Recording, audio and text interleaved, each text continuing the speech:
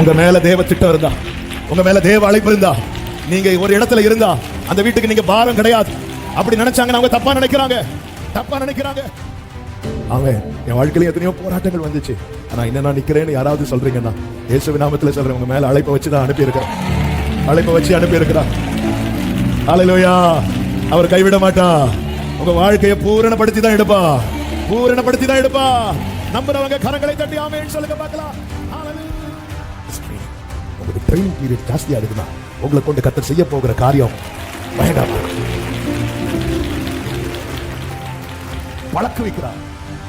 சில உபத்திரவத்தின் குடை உன்னை தள்ளுவதற்காக அல்ல, உன்னை தெரிந்தெடுப்பதற்காக. ஆமென். இன்னைக்கு தேவ சமூகத்துல கண்ணீரோடு இருக்கிறவர்களை பார்த்து இந்த வார்த்தையை தீர்க்க தரிசனமாய் சொல்லுகிறேன். உங்கள் கண்ணீர் நிமித்தம், அழுகை நிமித்தமாய் கர்த்தருடைய இரக்கம் உங்க மேல. எத்தனை பேர் ஆமென் சொல்லுவீங்க? ஆண்டவர் இரக்கத்தை காட்டுறதுக்கு யாரை யூஸ் பண்ணுவாங்க தெரியும்.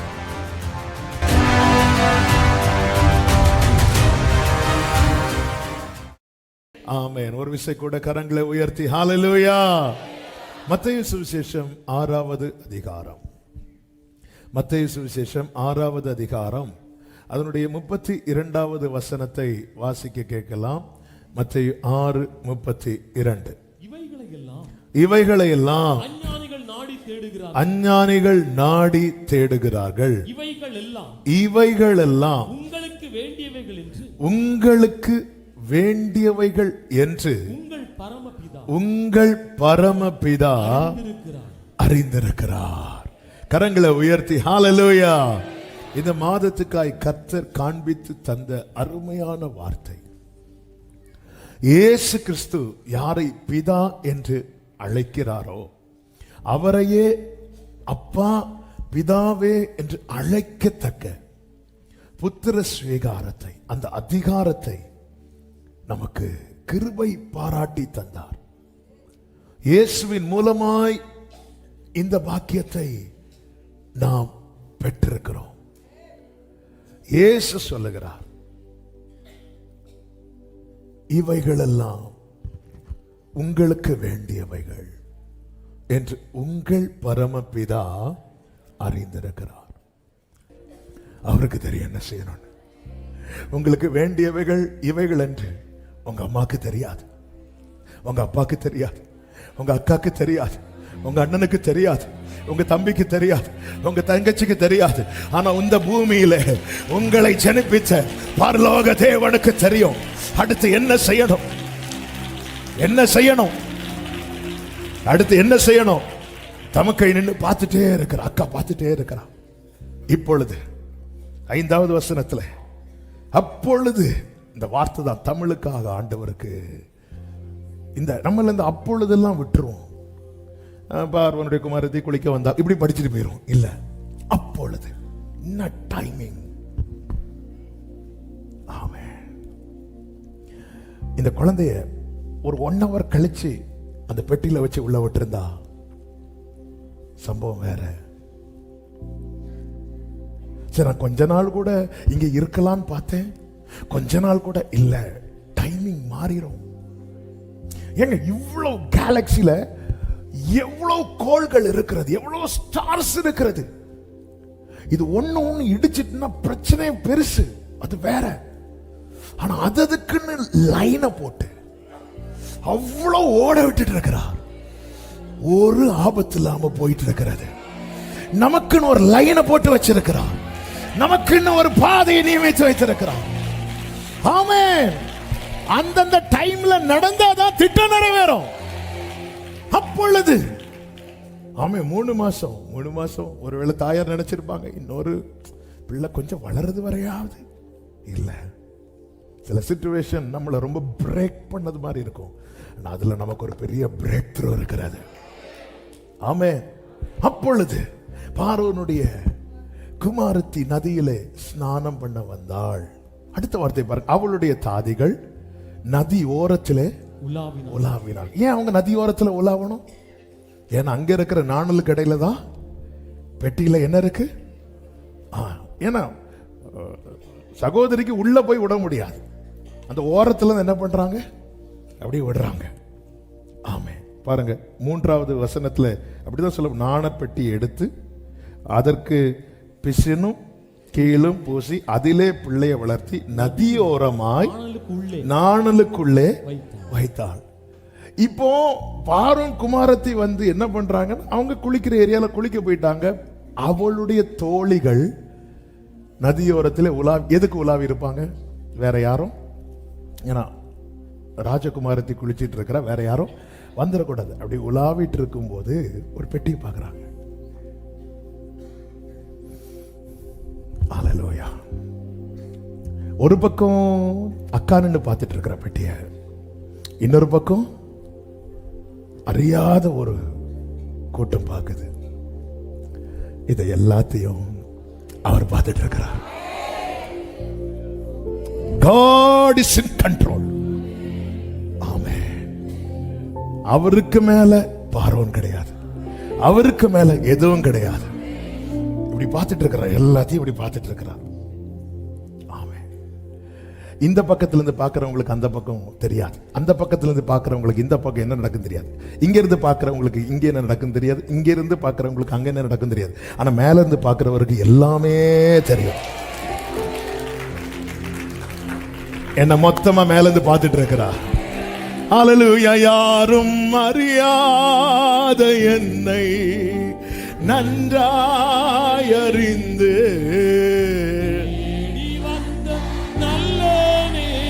glory யாரும் hallelujah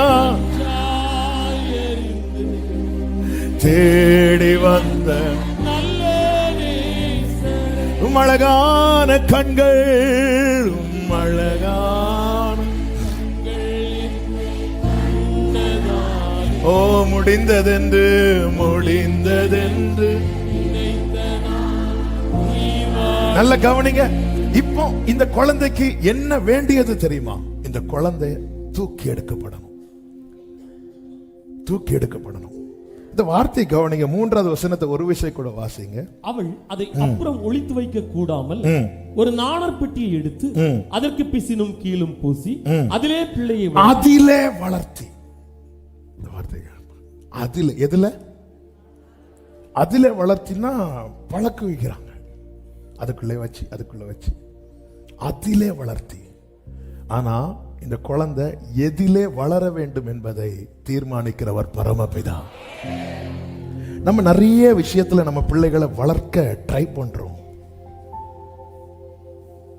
இந்த பிள்ளை எதுல வளரணும், எப்படி வளரணும் டிசைட் பண்றவர் நம்முடைய வாழ்க்கையை ஆல்ரெடி டிசைன் பண்ணவர் தான். ஆமென். இப்ப பாருங்க, இனி இந்த குழந்தை தூக்கி எடுக்கப்படணும். அந்த பெட்டியை பார்த்து 5வது வசனத்தில் சொல்லப்பட்டிருக்கிறது, அவள் நாணலுக்குள்ளே இருக்கிற பெட்டியை கண்டு தன் தாதியை அனுப்பி அதை கொண்டு வரும்படி செய்தாள். 6வது வசனத்தை பாருங்க. அதை நான் வாசிக்கிறேன். அதை திறந்த போது உண்மையிலே மானசீகமா நமக்கு என்ன தோணும்னா, இதுக்கு நதியிலேயே பிள்ளை, யார் கண்ணில் மட்டும் மாட்டிடக்கூடாது. பார்வோன், ஏன்னா அவங்களுக்கு இறக்கம்னா என்னன்னு தெரியாது. அவர்களுக்கு இந்த அடிமையை அடிமை அவங்க ஒரு பொருளை விட மோசமா யூஸ் பண்ணுவாங்க. எகிப்தியர்கள் எவ்வளவு, அதாவது ஒருத்தங்க வழியில இன்னொருத்தங்க என்ஜாய் பண்றாங்கன்னா அவங்களுக்குள்ள எகிப்தின் ஆவி இருக்கிறது, பார்வோனுடைய ஆவி இருக்கிறது. ஆரம்பத்தில் யோசேப்பு நாட்களிலேயே எபிரேயர்னா அவங்களுக்கு அருவருப்பானவர்கள். ஆனா யோசேப்பு இருந்ததுனால வேற வழி இல்லை. இப்ப இந்த குழந்தைய கண்டு அதை திறந்த போது, பெட்டியை திறந்த போது பிள்ளையை கண்டால், அடுத்த வார்த்தையை பாருங்க, பிள்ளை அழுதது. ஆமென். 3 மாசம்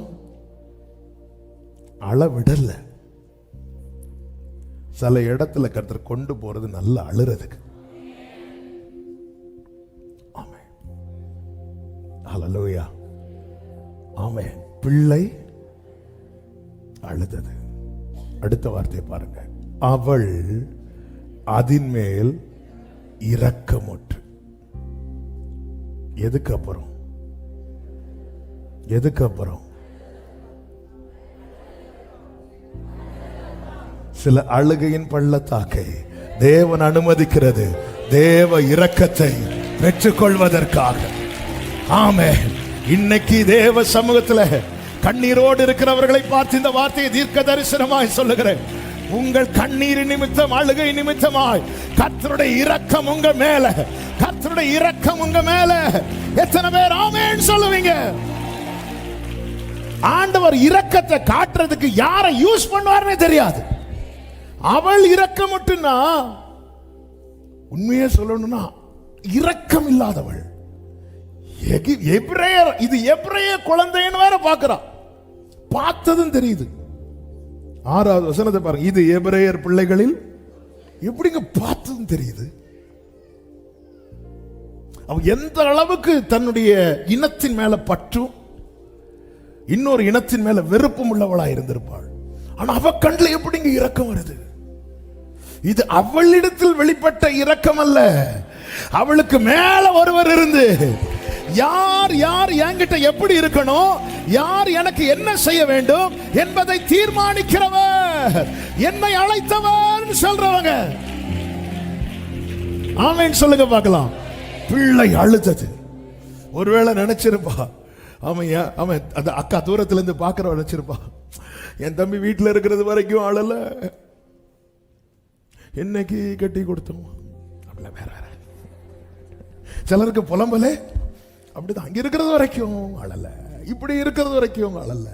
எங்க அதனாலதாங்க ஒண்ணும் கிடைக்கல.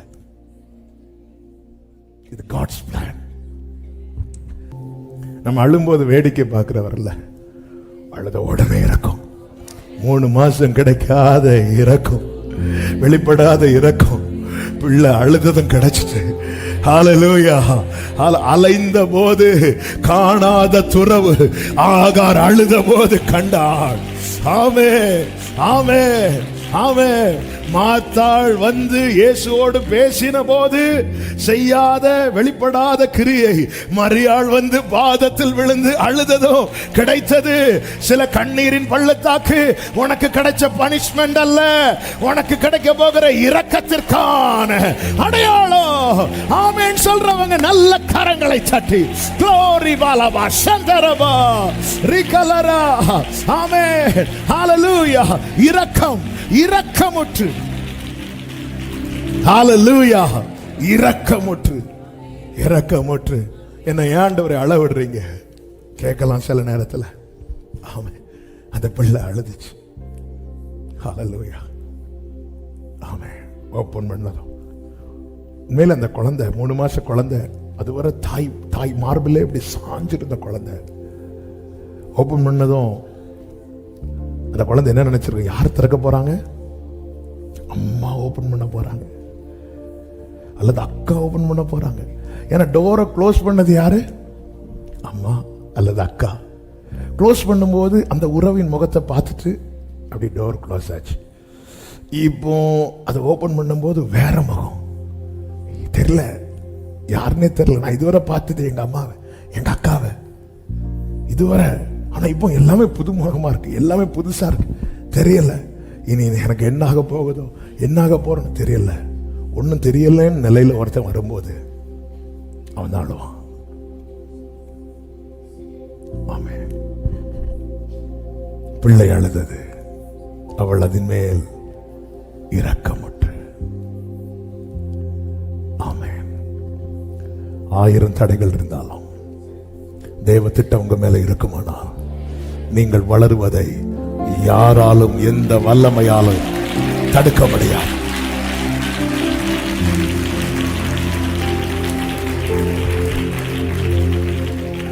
ஆமென். இந்த பிரச்சனையை நம்ம வளர்ந்த புற சந்திப்போம். ஆனா மோசே 3 மாசத்துல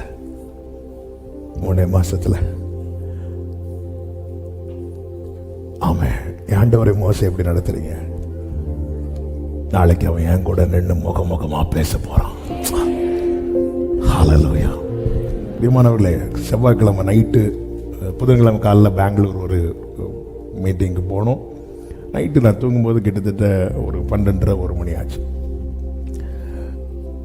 ஒரு 1:30க்கு என் காதில் அப்படியே ஒரு சத்தம் வந்து அப்படியே ஸ்ட்ராங்காக துணிக்குது.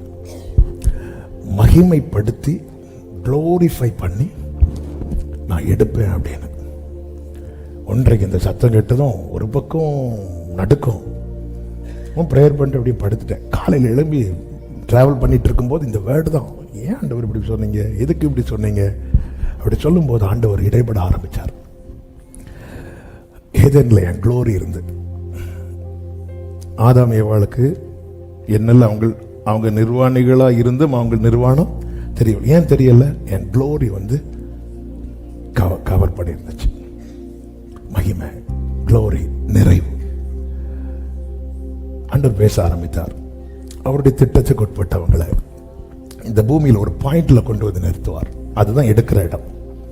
அந்த இடத்துல வரும்போது அவங்க திரும்பி பார்க்கும்போது அவ்வளவு குறையும் நிறைவா இருப்பதை காண வச்சுட்டு நான் எடுப்பேன்.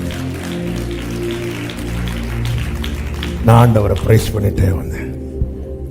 ஆண்டவர் சொன்ன, ஆண்டவரே நீங்க அலோவ் பண்ணா மட்டும் இதை சொல்லுவேன், இல்லைன்னா அந்த வேடை நான் எனக்குன்னே எடுத்து நான் சொல்ல பிளான் பண்ணல. செய்தியில டப்புன்னு ஆண்டவர் சிலரோடு பேச வைக்கிறார். எங்க அவருக்கு தெரியுங்க, அவருக்கு தெரியுங்க. ஆமே, மோசேக்கு இப்போ எப்படி அழணும்னு கூட தெரியாது, என்ன கேட்கணும்னு கூட தெரியாது. ஆமே, நிறைய காரியம் நம்ம கேட்டு வாங்கினதல்ல, நமக்கு வேண்டியது இன்னதென்று அவர் அறிந்து. ஹல்லேலூயா. சில காரியத்தை அம்மா செய்ய மறக்கலாம், அப்பா செய்ய மறக்கலாம், அக்கா செய்ய மறக்கலாம், அண்ணன் செய்ய மறக்கலாம். ஆனால் நம்மை ஜெனிப்பித்தவர் ஒருபோது நம்மை கைவிட மாட்டார், மறக்க மாட்டார். ஹல்லேலூயா, ஹல்லேலூயா, ஹல்லேலூயா. காக்கும் கரங்கள் உண்டனக்கு காத்திடுவா கிருபையாலே. அல்லேலூயா. பாடி பாடி அலைகளை நான் இந்த சரித்திரத்துக்குள்ள வரேன். இந்த பார்வன் குமாரத்தை ஒரு குழந்தை அழுததும் இரக்கம் இல்லாதவளே இரக்கம் வைப்பானா?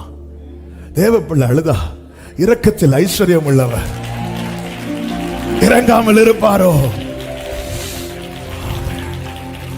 இரக்கம் இல்லாதவளே. ஏன்னா அரண்மனையில் என்ன டிஸ்கஷன் ஓடிட்டு இருக்கும்? ராஜாவின் கட்டளை.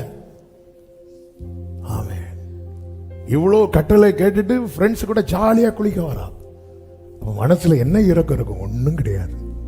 ஆனா ஒரு குழந்தை அழுததும் இரக்கம் இல்லாதவளுக்கே இரக்கம் வருதுன்னா, ஹல்லேலூயா. அவருடைய இரக்கங்களுக்கு சில பாதையில விட்டு கர்த்தர் அழ வைக்கிறார்னு புரிஞ்சுக்கோங்க. இரக்கம் பெற்றுக்கொள்ள நம்மை பாத்திரராக்குகிறார். அழுகிறவன் இரக்கத்தை பெற்றுக்கொள்ள பாத்திரனாய் மாறுகிறார். ஆமென். சில கண்ணீரின் பள்ளத்தாக்கிலே கர்த்தர் உங்களை நடத்துவது தேவ இரக்கத்தை பெற்றுக்கொள்ள உங்களை பாத்திரராக்க. ஆமென், ஆமென் சொல்லுங்க பார்க்கலாம்.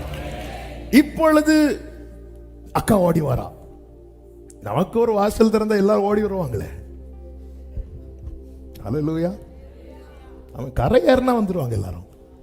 தண்ணியில இருக்கிறது வரைக்கும் தான் தள்ளி நின்று பார்ப்பாங்க. கரையேறின ஓடி வராங்க. உங்களே நினைச்சிட்டு இருந்தேன். ஆமா, ஓடி வந்துட்டு நான் அந்த பிள்ளைக்கு பால் கொடுக்க ஒரு எபிரேய ஸ்திரீயை கூட்டிட்டு வரட்டுமா அப்படின்னு கேட்குறாங்க. என்ன பிளானுங்க ஆண்டவருடைய பிளான்? சரி, ஆண்டவருடைய பிளான்ல ஒவ்வொருத்தருக்குன்னு ஒவ்வொரு ரோல் வச்சிருக்கிறாங்க. அது நடந்துட்டு இருக்கு. ஹல்லேலூயா, ஆமென் சொல்லுங்க பார்க்கலாம். ஹல்லேலூயா. யார் யாருக்கு? எங்க இயேசுவின் வாழ்க்கையில யூதாஸுக்கு ஒரு ரோல் ஒன்று இருந்தா, பேதுருக்கு ஒரு ரோல் இருந்து, எல்லாருக்கும் ரோல் இருந்து. நம்ம ஒவ்வொருடைய வாழ்க்கையில அந்த ரோல் முடிஞ்சதும் அவங்க போயிடுவாங்க. இந்த ஸ்கூல்ல நாடகம்லாம் போடுவாங்க, காட்சி ஒன்று உடனே ஒரு ஆள் ஸ்கிரீனை எடுத்துட்டு போவாங்க. அப்போ சிலர் ப்ளே பண்ணுவாங்க. ப்ளே பண்ணி முடிச்சு ரோல் முடிஞ்சும் அந்த ஆளுங்க நின்றுட்டு இருந்தா பின்னாடி அப்படிவாங்க. எத்தனை பேரை தலையில தட்டி கூப்பிட்டு இருக்கிறாரு தெரியுமா? நம்ம விட மாட்டோம், நீங்க நில்லுங்க அடுத்த. அப்படி நம்ம லைஃப்ல சிலருக்கு ரோல் முடிஞ்சதுக்கு அப்புறம் நம்ம லைஃப்ல ஒருவருடைய ரோல் மட்டும் முடியாது. இங்கே நான் பரதேசியானாலும் அங்கே ஆயத்தமாக்கி ஓ நம்பி நான் இயேசுவை நம்புவேன், நாளெல்லாம் நான் பின்பற்றுவேன், என்னை வெட்கப்பட்டு. அவருடைய ரோல் மட்டும் முடியவே முடியாது. ஆமே. இங்கே அவரால் நடத்தப்படுகிறோம், அங்கே அவரோடு நடக்க போகிறோம். ஆமென். ஹல்லேலூயா. இப்போ அக்கா ஓடி வராங்க. மிரியாம் ஓடி வந்து சொல்றாங்க, நான் போய் கூட்டிட்டு வரட்டுமா அப்படின்னு.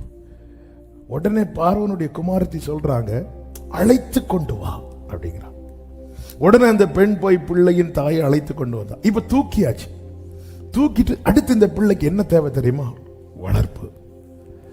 ஏன்னா இவங்க இரக்கம் எப்போ முடியும்னு தெரியாது. ஆண்டவருடைய இரக்கம் மட்டும் முடிவில்லாதது. அந்த இடத்துல கொஞ்சம் இரக்கம் போயிட்டுன்னா அந்த குழந்தையை திருப்பி எங்க போட்டிருப்பாங்க? ரயில் நதியில். இது கடையில இடைபடுறாங்க. சில காரியத்தை கர்த்தர் வெயிட் பண்ணி செய்வார், ஆனா சில காரியத்தை சடுதி செய்வார். அடுத்த வார்த்தை பார்த்தீங்கன்னா, அந்த தாயாரே கூட்டிட்டு வராங்க. நமக்கு தெரிந்தது. உடனே அந்த தாயாருக்கு இந்த பார்வோன் குமாரத்தி சொல்றாங்க, நீ இந்த பிள்ளையை எடுத்துக்கொண்டு போய் அதை எனக்கு வளர்த்திடு, நான் உனக்கு சம்பளம் கொடுக்கிறேன். நான் சரித்திரத்துக்குள்ள போகல, நான் வார்த்தைக்குள்ள போகிறேன். எந்த பிள்ளை இந்த வீட்டில் இருந்தா தங்களுக்கு ஆபத்து நினைச்சாங்களோ அந்த பிள்ளையால இப்போ அந்த குடும்பம் வாழுது. உங்க மேல தேவ திட்டம் இருந்தா, உங்க மேல தேவ அழைப்பு இருந்தா, நீங்க ஒரு இடத்துல இருந்தா அந்த வீட்டுக்கு நீங்க பாரம் கிடையாது. அப்படி நினைச்சாங்கன்னா அவங்க தப்பா நினைக்கிறாங்க, தப்பா நினைக்கிறாங்க. யோசேப்பை பாரமா நினைச்சு தள்ளி விட்டாங்க. ஃபியூச்சர்ல தான் தெரியுது அந்த யோசேப்பால தான் நம்ம வாழ போறோம். இப்ப அந்த வீட்டுல இஷ்டத்துக்கு அழலாம். அந்த பிள்ளை, அந்த பிள்ளைக்கு பால் கொடுக்கும் போது எங்க அப்பா இந்த காரியத்தை அருமையா ப்ரீச் பண்ணுவாங்க. பார்வோன்ல அரண்மனையில இருந்து 2 சோல்ஜர்ஸ் வெளியே நிற்பாங்க. ஏன்னா உள்ள யார் இருக்கா? 3 மாசம் யாருக்கு பயந்து பொத்தி பொத்தி வளர்த்தாங்க? அதே சோல்ஜர்ஸ். ஆமே. இன்னைக்கு அதே வீட்டில், ஏன்னா ராஜ குமாரத்தின் மகனாக வளர்க்கப்படுகிறான். ஆமே. ஹல்லேலூயா. ஏன் அந்த வீட்டில் வேற யாரைய வச்சு பால் கொடுக்க முடியாதா? முடியுமே. அப்படி இருக்க இங்கே மோசைக்கு என்ன வேண்டியது? நல்ல கவனிங்க. அழைக்கப்பட்டவனுடைய ஃபுட்டை கூட, அவனுக்குள்ள என்ன போகணுங்கிறது கூட அவர் தான் தீர்மானிக்கிறார். ஏன் வேற பால் குடிச்சா பிள்ளை வளராதா? அந்த பிள்ளைக்கு என்ன தேவை? பால் தேவை. ஆனா யார் கொடுக்கணும்? யார் கொடுக்கணும்? பிரியமானவர்களே, இந்த தாயாருக்கு திராணி இல்லை. அதனாலதான் பிள்ளை எப்படியாவது வளரட்டுன்னு விட்டாங்க. உங்க கையில கர்த்தர் ஒரு சுதந்திரத்தை தந்ததுண்டானா உங்களை கொண்டு செய்ய வேண்டியது உங்க பிள்ளைக்கு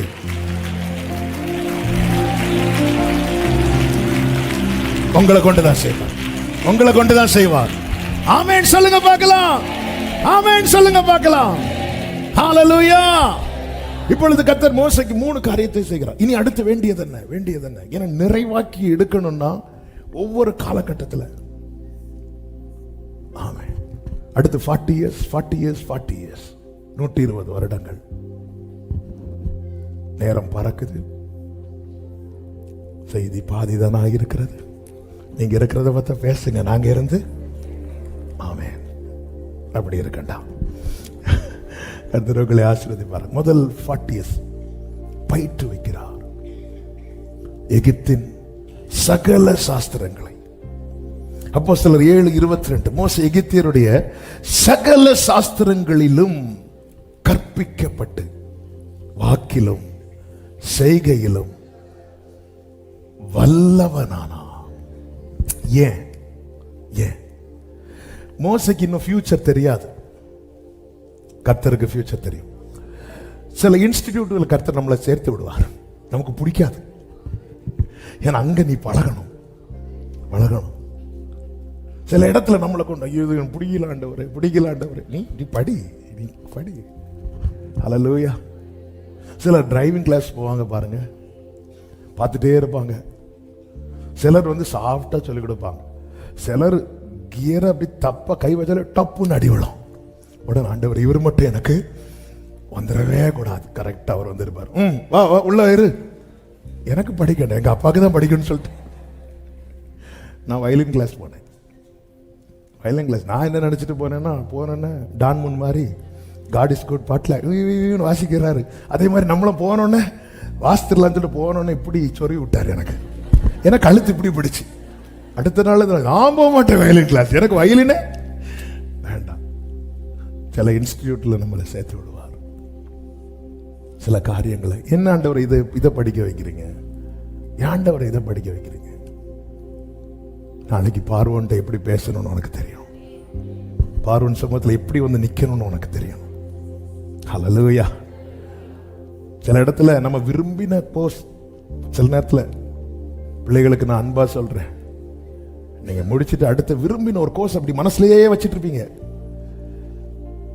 ஆமென். அரை மார்க்ல போகும் தெரியுமா? ஆமென். என்னடா நெகட்டிவா பேசுறாங்க? இல்ல, சத்தியத்தை பேசுறேன். சிலருக்கு பாருங்க ரொம்ப, அதாவது ஒரு 10-20 மார்க்ல போனா சந்தோஷமா வந்துடலாம். ஆஃப் மார்க், 1 மார்க், அதெல்லாம் எவ்வளவு இடி விழுந்த மாதிரி இருக்கும். ஆண்டவருடைய பிளான் வேற. அவர் போட்ட பிளான்ல போனா மகிமைப்படுத்தி எடுப்பார், மகிமைப்படுத்தி எடுப்பார். நம்ம ஆசைப்படுறது விரும்புறது தப்பு கிடையாது. ஆனா அவர் பிளாக் பண்ணிட்டார்னா அதை உடைக்க நிக்காதீங்க, உடைக்க முடியாது. அவர் ஒரு பாதையை அடைக்கிறார்னா அவர் அடைக்கிறதுக்கு முன்னாடி இன்னொரு வாசலை எனக்காக திறந்து வச்சிட்டார்னு அர்த்தம். ஆமென் சொல்லுங்க பார்க்கலாம். பயிட்டு வைக்கிறார். 40 வருஷம் மோசே படிச்சு முடிக்கும் போது 40வது அப்போஸ்தலர் 7வது அதிகாரத்தில் அதனுடைய 23வது வசனத்தில் சொல்லப்பட்டிருக்கிறது, அவனுக்கு 40 வயதான போது ஆண்டவர் அந்த கோர்ஸ் எப்படி செட் பண்றாரு பாருங்க. 120 வயசு மோசைக்கு, ஃபர்ஸ்ட் 40 years. நமக்கு என்னது தேவை என்பதை அவர் அறிவார். இந்த 40 வயதான போது இஸ்ரவேல் புத்திரராகிய தன்னுடைய சகோதரரை கண்டு சந்திக்கும்படி அவனுக்கு இருதயத்தில், ஏன் 39 வயசுல இந்த எண்ணம் தரல ஆண்டவர்? கரெக்டா 40 வயசுல இப்படி ஒரு எண்ணத்தை வைக்க காரணம் என்ன? அடுத்த ஷிஃப்ட்டுக்குள்ள போக போறான், அடுத்த நிலைக்கு மோசே போக போறாரு. 39 வயசு வரை எகிப்துல பார்வோன் வீட்டுல அவ்வளவு சந்தோஷங்கள் இருக்கு, எல்லாமே இருக்கு, பொண்ணு பொருள் எதுக்கு குறை இருக்கு. ஆனா 40வது வயசுல மோசே ஏன் எகிப்தின் சந்தோஷத்தை அனுபவிப்பதை வெறுத்தான் அப்படின்னா ஒரு எண்ணத்தை கர்த்தர் உள்ள வச்சிட்டார். மோசேக்கு 40 வயசுல ஒரு எண்ணம் வந்துச்சுல்ல, இந்த எண்ணம், இந்த நினைவு மோசே பிறப்பதற்கு முன்னமே அவருக்குள் இருந்தது. என்னை குறித்த தேவ திட்டம் எனக்கு வெளிப்படுத்தப்படக்கூடிய ஒரு டைம் வரும். அது வரைக்கும் நான் வேற எதையும் யோசிச்சுட்டு இருப்பேன், வேற எதையும் நினைச்சிட்டு இருப்பேன். அவருக்கு தெரியும் இப்ப மோசைய மைண்ட மாத்தணும். எகிப்தின் பொக்கிஷம், பார்வோனுடைய குமாரத்தின் மகன், இத தள்ளணும். நல்ல கவனிங்க. குழந்தை பிறந்த போது அந்த குழந்தை எப்படி இருந்துச்சா? எந்த குழந்தை அழகு இல்லாம இருக்கும்? அந்த அழகுக்கு ஒரு நாள் தியானித்த போது கர்த்தர் பேசின வார்த்தையை சொல்றதுக்காக அதை டச் பண்ணேன். என்ன கூடி போன என்ன அழகா இருக்குங்க குழந்தை. நல்ல ட்ரெஸ் பண்ணிட்டா வரும் உள்ள இருந்து. குழந்தை மாதிரி தான் இருக்கும். எல்லா குழந்தையும் பார்த்தா எப்படி தான் இருக்கும்? அழகா தான் இருக்கும். இங்கே மோசை அழகாக்குனது பவுடரோ பெயிண்டோ ஒன்றும் கிடையாது. அதெல்லாம் வளர வளரதான் அடிக்க வேண்டிய நிர்பந்தம் வரும். ஆனா மோசே வெளியே வரும்போதே தேவ திட்டத்தோட வந்தான். தேவ திட்டம் உள்ள ஒவ்வொருவரும் அழகுள்ளவர்கள். பக்கத்துல பார்த்து சொல்லுங்க, நீங்க அழகா இருக்கீங்க. ஐயா எங்க சொல்லுவீங்க? ஆவே அல்லேலூயா. அப்படியா? நான் நேத்து தான் குளிச்சேன். அப்படி இல்லை. அவன் தேவ திட்டம் உள்ள ஒவ்வொருவரும். உங்க பிள்ளைங்க மேல தேவ திட்டம் இருக்கா? ஆமாம். எனக்கும் வந்து பிறந்த அப்படி இல்லை, அழகுள்ளவன். அந்த அழகுக்கு மேல ஏதோ பூசுறோம்னா நம்ம எதுக்கு மேல பூசுறோம்?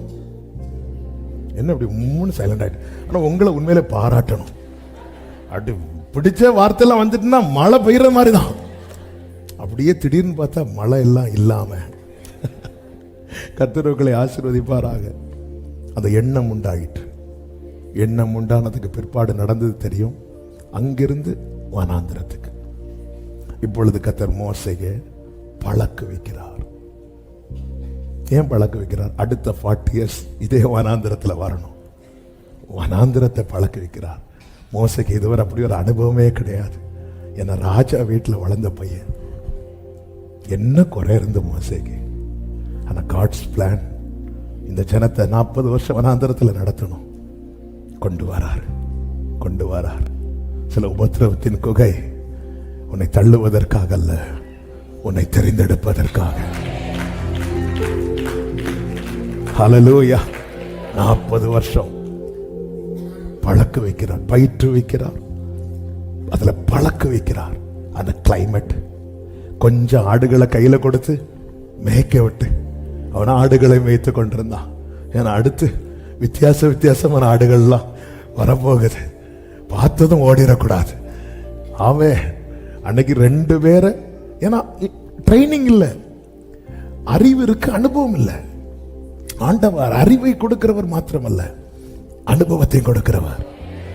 ஏன் அனுபவம் இல்லைன்னா 2 பேர் ஒன்னெல்லாம் எங்களுக்கு தலைவனா வச்சது யாருன்னு கேட்டது ஆளை காணல.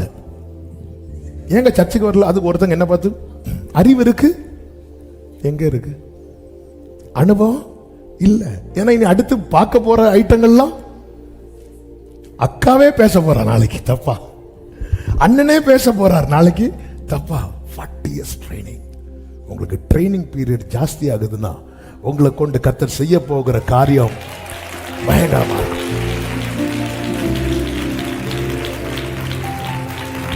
பழக்க வைக்கிறார். அடுத்த 40 வருஷம். இனி என்ன ஆண்டவர் எல்லாம் போச்சு ஆண்டவரே நாம சொல்லுவோம், அவர் சொல்ல மாட்டார். இப்பதான் பயன்படுத்துகிறார். இப்ப மோசே பேசுனா கிரிய நடக்கும். மோசே கைய இப்படி அசைச்சா கிரிய நடக்கும். மோசே வந்து நின்னா கிரிய நடக்கும். ஆமென். உங்களை பயிற்று வைக்கிறவர், உங்களை பழக்க வைக்கிறவர் உங்களை பயன்படுத்தாம எடுக்க மாட்டார். ஆமென்.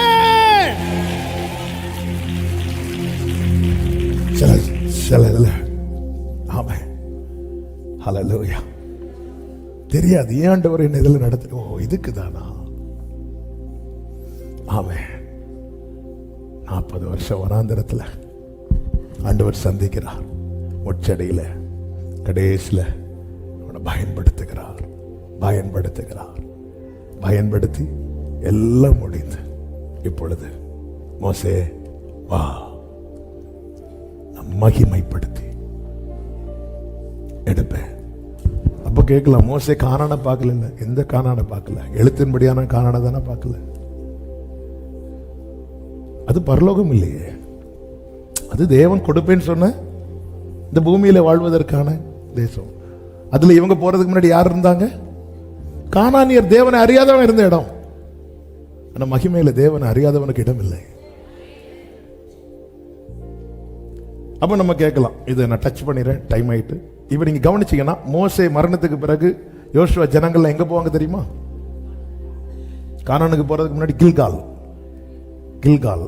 தானே, கில்கால் போவாங்க. ஓகே, இந்த கில்கால் போகணும்னா எதை தாண்டி போகணும்? யோர்தானை தாண்டி போகணும். யோர்தானை தாண்டி கில்கால் போறாங்க. யோர்தானை தாண்டி போயாச்சு. ஓகே, இப்போ எலியாவை கர்த்தர் எடுக்கிறார். எலியாவை எடுக்கும் போது எலியா எங்கிருந்து புறப்பட்டு வரார்? கில்கால்ல இருந்து புறப்பட்டு வரார். நீங்க நல்லா கவனிங்க, இந்த பக்கம் மோசே கானானை நோக்கி பயணித்து வருகிறார். வரணும்னா யோர்தானை கிராஸ் பண்ணி போகணும். யோர்தானை கிராஸ் பண்ணி கில்கால் போகணும். ஆனா யோர்தானை கிராஸ் பண்ணதுக்கு முன்னாடி எலியா அது மோசே சொல்றாரு, மோசே எனஃப் வா அப்படின்ட்டார். இப்போ யோர்தானை கடந்து தான் என்ன இருக்கு அப்படின்னா கில்கால் இருக்கு. எலியா புறப்பட்டு எங்க வர்றாருன்னா கில்கால் வந்து, கில்கால்ல இருந்து புறப்பட்டு எங்க வர்றாருன்னா யோர்தானை அடிச்சு யோர்தான்ல கிராஸ் பண்ணி எங்க வராரு? கிராஸ் பண்ணி வராரு. இப்போ மோசையே வந்து, ஆண்டவரே மோசே ஆனாலும் யோர்தானை கடக்கலையே ஆண்டவரே, யோர்தானை கடந்தா மோசே எங்க போயிருக்கணும், ஆனா அங்க போறதுக்கு முன்னாடி எடுத்துட்டார். இது வந்து பனிஷ்மெண்ட் கிடையாது, கர்த்தர் கொடுத்த டியூரேஷன். எலியாவை என்ன பண்ணார்? எலியா ஆல்ரெடி கிராஸ் பண்ணி தான் நிக்கிறாரு. அவரை இங்க கொண்டு வராரு, இங்க கொண்டு வராரு, இங்க கொண்டு வராரு, இங்க கொண்டு வராரு, இங்க கொண்டு வராரு. எதுக்கு சொல்றது தெரியுமா? பயன்படுகிற விதங்கள் வித்தியாசம் இருக்கும், வாழ்வின் பாதை வித்தியாசம் இருக்கும்.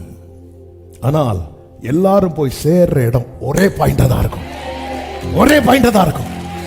இந்த மோசையும் இந்த எலியாவும் மகிமையிலே இயேசுவோடு கூட பேசிக் கொண்டிருக்கிறார்கள். ஆமென், ஆமென், ஹல்லேலூயா. நம்மை தேவன் பழக்குவிக்கிற விதங்கள், பயன்படுத்துகிற விதங்கள் எல்லாமே வித்தியாசமானது. எல்லாமே சிலரை வெளி பிரபலமாக்கி காண்பிப்பார், சிலரை உள்ள வச்சு. பவுல் தான் எல்லாருக்கும் தெரியும். எல்லாரும் பிள்ளைங்களுக்கு பவுல்னு பேர் வைக்கிற. அனனியான்னு யாரா வச்சிருக்கிறீங்களா? நமக்கு தெரிஞ்ச அனனியாலாம் அடி வாங்கி செத்த அனனியா. ஆனா பவுலை உருவாக்குன ஒரு அனனியா உண்டு தெரியுமா? தெரியாது. நமக்கு அதெல்லாம் மைண்ட்லயே வராது. ஏன்னா ஒரு சாப்டரோட ஆளை காணல. பவுல் அப்படி நிரம்பி இருக்கிறார். எங்க எல்லாத்துலயும் வித்தியாசம் இருக்குங்க. ஆனா ஒரு கேரண்டி, எல்லாரும் ஒரு பாயிண்ட்ல போய் நிற்போம். அன்னைக்கு அந்த நேசரோடு கர்த்தர் சொல்ற மகிமைப்படுத்தி நமக்கு வேண்டியவைகள் இன்னது என்பதை அவர் அறிவார். அன்று சமூகத்தில் கண்களை மூடி ஹல்லேலூயா. நன்றி ஆண்டவரே.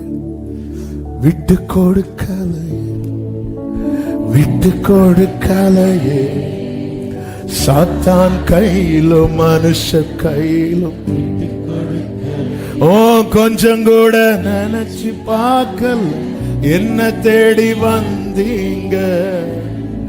இந்த மனுஷன் உதவல, நீங்க வந்து நின்னீங்க. கொஞ்சம் கூட என்ன தேடி வந்தீங்க. இந்த நீங்க வந்து நின்னீங்க.